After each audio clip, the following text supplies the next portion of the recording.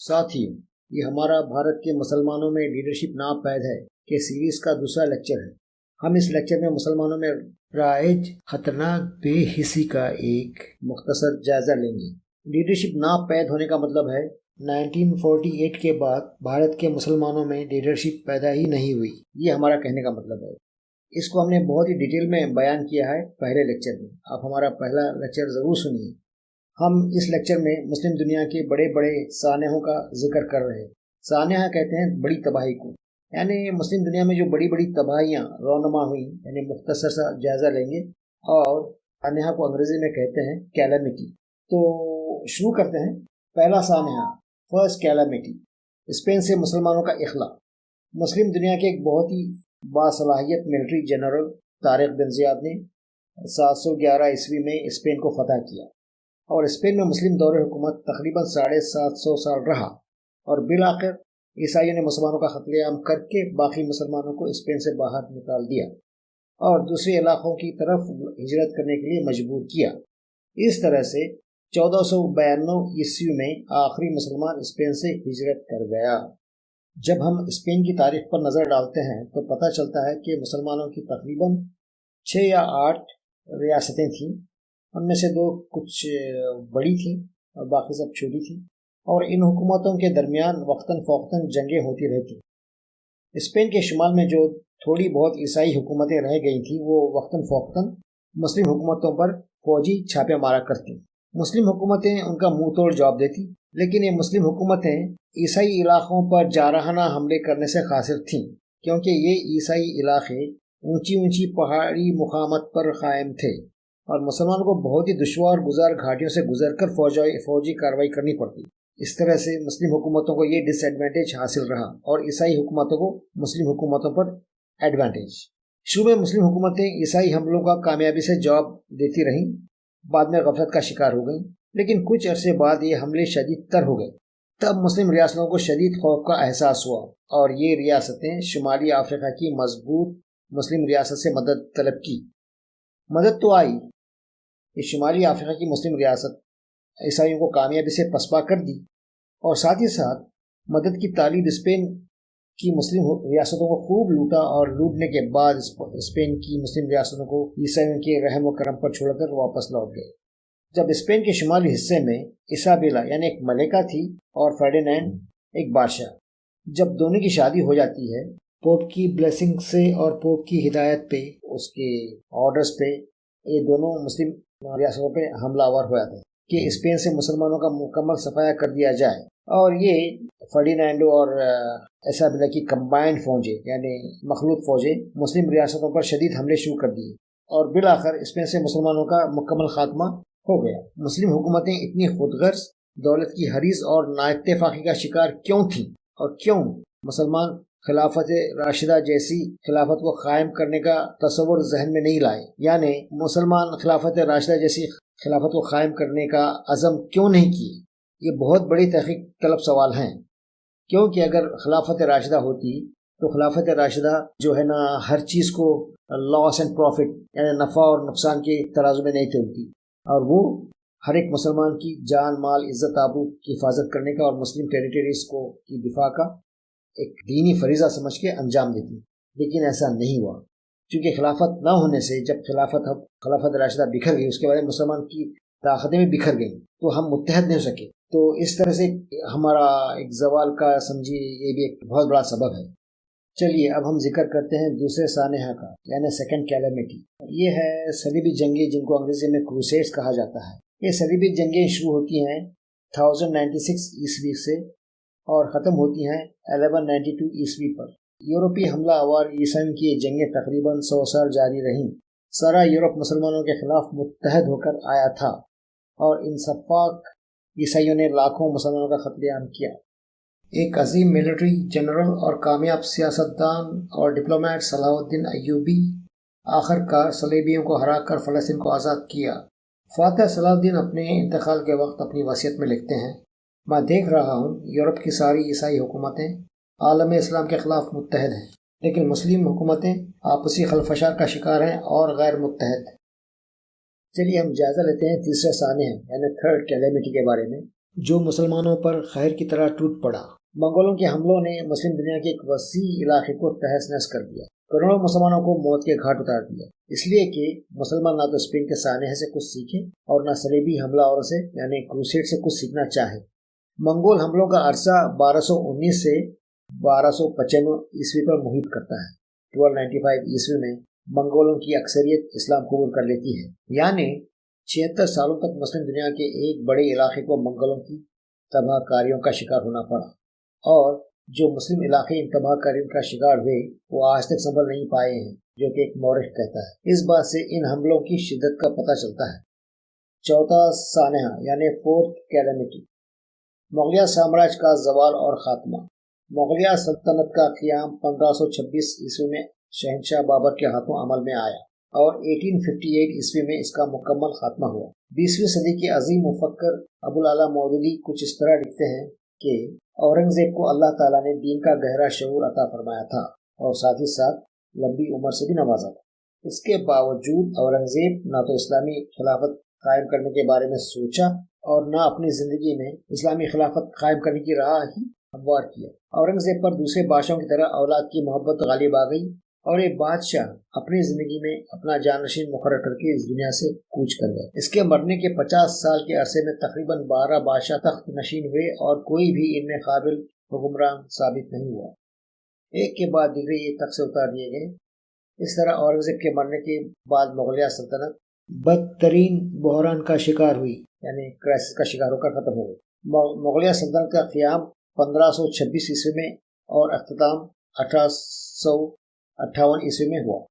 چلیے ہم غور کرتے ہیں اس وقت 5ویں سانحے پر، یعنی ففتھ کیلمٹی، خلافت عثمانیہ کا زوال اور خاتمہ۔ یہ سلطنت 1299 عیسوی میں قائم ہوئی اور یورپی طاقتوں نے اس کا خاتمہ 1923 عیسوی میں کر دیا۔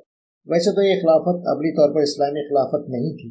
خلافت عثمانیہ، جس کو انگریزی میں آٹومن امپائر کہتے ہیں، ایک وسیع علاقے پر پھیلی ہوئی بہت طاقتور سامراجی حکومت تھی جو کئی دفعہ روس اور یورپ کو شدید شکستیں دے چکی تھی۔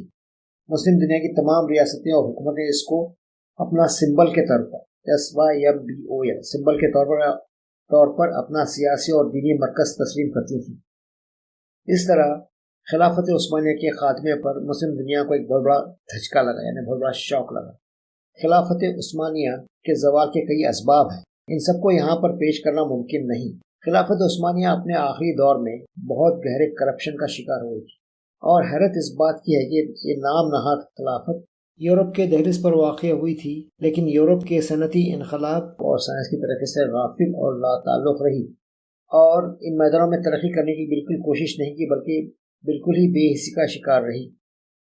چلیے ہم غور کرتے ہیں اس وقت 6 سانحے پر، یعنی سکستھ کیلمٹی۔ سراج الدولہ بنگال کا حکمران تھا۔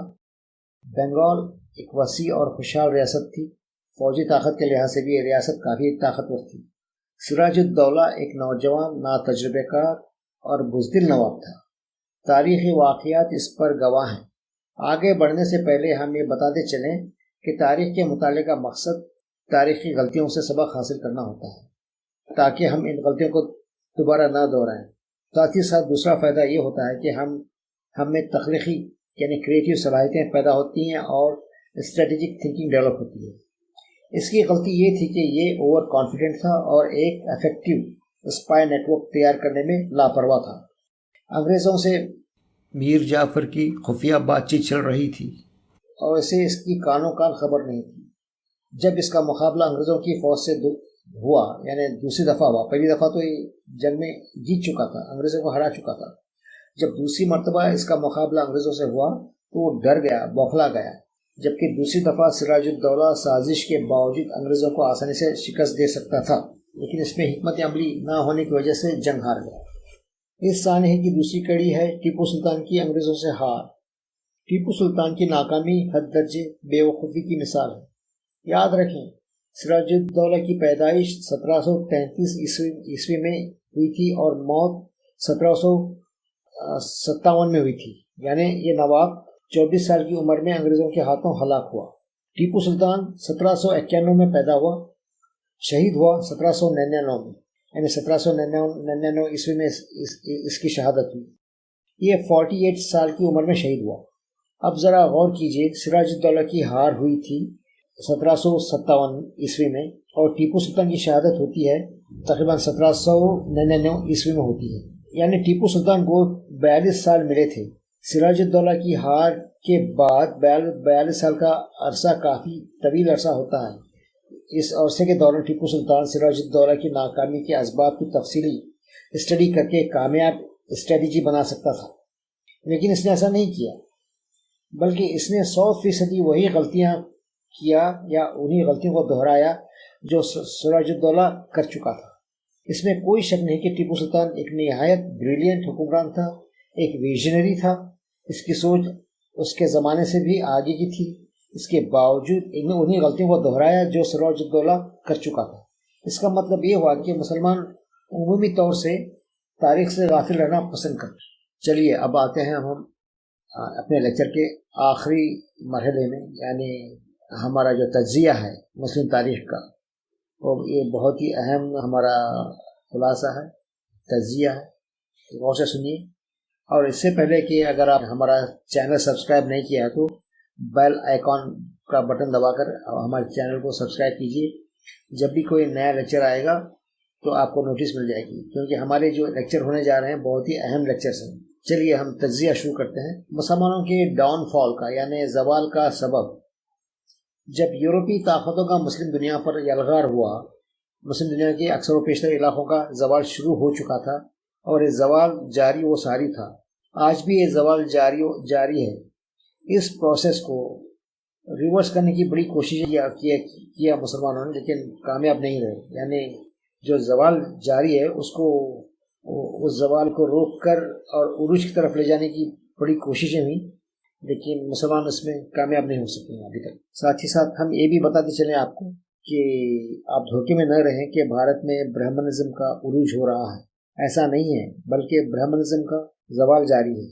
तो हुआ कुछ ऐसे कि जब मुस्लिम दुनिया का ज़वाल जारी था, उसी वक्त यूरोपीय ताकतों ने मुस्लिम दुनिया को गुलाम बना लिया। इससे मुसलमान सख्ते में आ गए, उनके ज़हन काम करना बंद कर दिए। इस तरह से एक सदी बीत गई और मुसलमान इस नई हकीकत की जानिब आहिस्ता आहिस्ता बेदार होना शुरू हुए और आखिरकार आज़ादी की जद्दोजहद आहिस्ता आहिस्ता करके शुरू कर दी।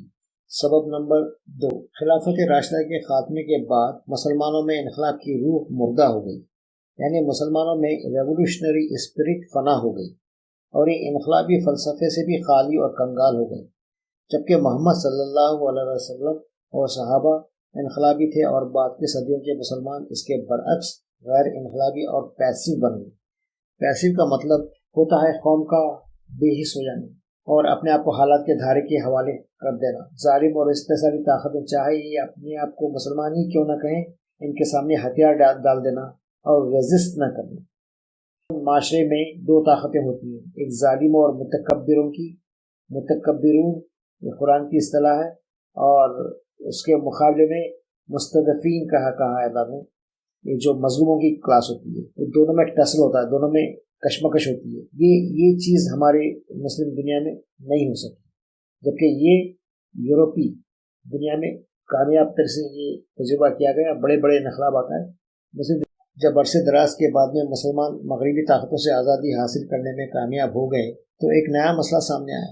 गोरी चमड़ी के वायसरायस को मगरिब में वापस लौट जाना पड़ा, लेकिन अपने पीछे ये जाते जाते डार्क स्किन वायसरायस को तख्त पर बिठाकर चले गए और ये नाम नहाद मुस्लिम हुक्मरान निहायत ही करप्ट और जालिम हैं और ये बैरूनी ताकतों से मिलकर मुस्लिम रियासतों का गैंगरेप करते हैं। कभी मुस्लिम मुल्कों को लूटते हैं और गैर मुस्लिम ताकतों यानी सुपर पावर्स को भी रेप की दावत भी देते हैं। मुस्लिम दुनिया को इस दौर में दो चैलेंजेस का सामना करना पड़ रहा है, एक अंदरूनी और दूसरा बैरूनी। ये मुस्लिम दुनिया को जानबूझकर तरक्की में पीछे रखे हुए हैं ताकि तरक्की न करें, बैकवर्ड रहें। इसलिए कि अगर ये मुस्लिम ममालिक तरक्की करते हैं तो सुपर पावर्स की गिरफ्त से निकल जाएंगे, आज़ाद हो जाएंगे, और ये नहीं चाहते। ये अपनी आँखों को खुश रखने के लिए और अपनी गद्दियों को संभालने के लिए जानबूझ के अपने मुल्कों को तरक्की नहीं देते बल्कि बैकवर्ड रखते। चलिए हम यहाँ पर बयान करते हैं टीपू सुल्तान की गलतियाँ। गलती नंबर 1, टीपू सुल्तान 2 दफ़ा अंग्रेज़ों को जंगों में हरा चुका था। दूसरी जंग में टीपू को शानदार फतह मिली थी और अंग्रेज़ फ़ौज भाग खड़ी हुई थी। کچھ دور تک ٹیپو اور اس کی فوجوں نے بھاگتی فوجوں کا پیچھا کیا اور بعد میں بھاگ جانے دیا۔ یہ ٹیپو سلطان کی شدید غلطی تھی۔ ٹیپو کو چاہیے تھا کہ بھاگتی فوج کو ہتھیار ڈالنے کے لیے حکم دیتا اور قیدی بنا لیتا اور بعد میں اس فوج کو ریہیبلیٹیٹ کر کے اپنے مقصد کے لیے استعمال کرتا، کیونکہ انگریز کی 95% فوج کالے ہندوستانیوں پر مشتمل تھی۔ دوسری عظیم غلطی اس کی یہ تھی، اس نے انگریزوں کو معاف کرتے ہوئے بہت ساری ایسی شرطیں جو انگریزوں کے فیور میں تھیں ان پر صلح کر لیا۔ شاید یہ اس نے اس لیے کیا کہ وہ صلاح الدین ایوبی کی طرح انگریزوں کو اپنی اعلیٰ اخلاقی خوبیوں سے متاثر کرنا چاہتا تھا، یا ایسا ہو سکتا ہے کہ واقعی وہ بہت ہی اعلیٰ اخلاقی قدروں کا حامل رہا ہو اور بہت ہی نیک سیرت انسان رہا ہو، لیکن اتنا نیک شریف ہونا بھی ذرا نقصان دہ ہوتا ہے۔ لیکن جہاں تک صلاح الدین کا معاملہ ہے، صلاح الدین کروسیڈرز فوجوں کو جانے دیا تھا، لیکن ساتھ ہی ساتھ یہ معاہدہ بھی کیا تھا کہ اگر صلیبی فوجیں دوبارہ مسلم دنیا پر حملہ کرتی ہیں، صلاح الدین ملٹری جنرلز سمیت تمام فوجی افسروں کو قتل کر دے گا۔ ٹیپو سلطان کی دوسری غلطی، اس نے سراج الدولہ کی طرح جاسوسوں کا جال یعنی اسپائی نیٹ ورک قائم نہیں کیا اور تمام اعلیٰ عہدیداروں جن پر حکومت کی سالمیت منحصر تھی ان پر گہری نظر نہیں رکھا۔ ٹیپو کی تیسری غلطی، ایک شاطر اور ساتھ ہی ساتھ نیک حکمران ہونے کی بجائے ایک بہت ہی اعلیٰ کردار اور بلند اخلاق بادشاہ ہونے کی سوچا، اور نظام آف حیدرآباد جو کہ انتہائی نااہل بادشاہ تھا اس کو ہرا کر اس کا فوراً قتل کر دیتا اور اس کی ریاست کو اپنی ریاست میں ضم کرتا۔ یہ بہت ہی اسٹریٹجک موو ہوتا ٹیپو سلطان کی جانب سے، لیکن اس نے ایسا نہیں کیا۔ جبکہ ٹیپو سلطان اور حیدر علی سری رنگا پٹنم کی فوجوں کو ماڈرن فرینچ ملٹری کے ڈیزائن پر تیار کیا تھا، اور ٹیپو سلطان مراٹھوں کے خلاف کافی شاندار کیمپینز کر چکا تھا، ان کو ہرا چکا تھا اور ساتھ ہی ساتھ برٹش کو بھی ہرا چکا تھا 2 جنگوں میں۔ لیکن اس کے بعد میں اس کی جو غلطیاں اور لاپرواہیاں ہوئیں وہ بہت ہی مہنگی ثابت ہوئیں۔ ٹیپو کی چوتھی غلطی یہ تھی، اسلامی خلافت کے راہ اس نے ہموار نہیں کیا۔ راہ ہموار کرنے سے مراد یہ ہے کہ ٹیپو سلطان کو چاہیے تھا کہ بڑے بڑے جید علماء اور دانشوروں کو جمع کر کے ایک اسلامی تحریک شروع کرتا۔ یہ تحریک اپنے ممبروں کو چنتی الیکشن کے ذریعے اور امیر اور شورا کو منتخب کرتی، جیسے آج جماعت اسلامی کرتی ہے، اور وہ خود اپنے درمیان الیکشن کے ذریعے چھوٹے چھوٹے عہدیداروں کو اپوائنٹ کرتی۔ بڑے عہدوں کا اپوائنٹمنٹس ٹیپو سلطان چاہے تو خود اپنے ہاتھ میں رکھ سکتا تھا۔ ٹیپو سلطان کی 5ویں غلطی، ٹیپو سلطان کو چاہیے تھا کہ جو اوٹومان ترکی تھا اس نے ایک فوج تیار کیا تھا، جانصاری فوج، اور یہ فوج جو ریگولر فوج کے پیرالل تھی، اور اس فوج میں ایک چھوٹا دستہ تھا جو خفیہ دستہ کمانڈوز کا۔ اگر ٹیپو سلطان بھی اگر ایسا ہی کوئی تیار کرتا ہے ہائی لیول کے کمانڈوز کی فوج جو بہت ہی ٹیپو کے وفادار ہوتی، اور ٹیپو اپنے عمرہ اور اپنے دیگر عہدیداران کو یہ دھمکی دیتا کہ میں ایسے وفادار کی فوج تیار کر چکا ہوں، اگر جو کوئی بھی میر جعفر کی طرح غداری کرے اور جا کر انگریزوں سے ملے تو اس کا اور اس کے خاندان کے سمیت اس کا تہس نہس کر دے گی یہ وفادار فوج۔ کیونکہ اگر ٹیپو سلطان جنگ میں ہارتا تو ٹیپو کا خاندان، اس کی حکومت اور خود ٹیپو ہلاک کر دیے جاتے، اس کا حکومت تباہ ہوتی۔ تو اس کی سزا یہ ہونا تھا کہ وہی کمانڈرز کی فوج اس سے انتقام لیتی جو غدار ہوتا۔ تو صرف اتنا ہی کرنا تھا ٹیپو سلطان کا کہ سارے لوگ چوکنے ہوتے ڈر جاتے، لیکن ٹیپو سلطان کی بہت ساری غلطیاں تھیں، کیونکہ اس نے سراج الدولہ کی ناکامی سے سیکھا نہیں، اور نہ ایک کمانڈوز کی فوج تیار کی، نہ اسلامی تحریک کی شروعات کی۔ اس نے یہ چاہے تو کافی کچھ کر سکتا تھا، کیونکہ اس کے پاس پیسہ اور ریسورسز کی کوئی کمی نہیں تھی، اور ایک کافی خوشحال اور امیر ریاست تھی ٹیپو کی۔